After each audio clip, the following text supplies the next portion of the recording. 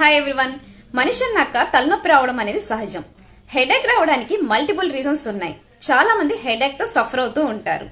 Headache లో different types ఉన్నాయి. So అది ఏ టైప్, దాన్ని ఎలాగ మనం క్యూర్ చేసుకోవచ్చు అనేది చూద్దాం. మీకు హెడ్ కి ఫ్రంట్ ప్లేస్ లో హెడేక్ వస్తుంది అంటే మరింత నిద్ర అవసరం అని.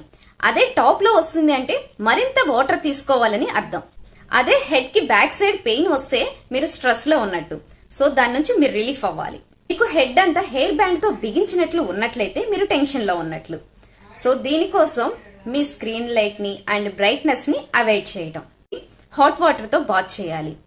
ఫేస్ కి front side lot of pressure అనిపిస్తే ఇది సైనస్. దీనికి మెడిసిన్ లేదా ఎక్సర్సైజ్ అవసరం. ఐ చుట్టూ పెయిన్ ఉంటే దీన్ని క్లస్టర్ హెడేక్ అంటారు. ఇది ఎక్కువగా ఉంటే డాక్టర్ ని కన్సల్ట్ అవ్వాలి. మీకు హెడ్ లో వన్ సైడ్ పెయిన్ అనిపిస్తే అది హెడేక్ కాదు, ఇది మైగ్రేన్.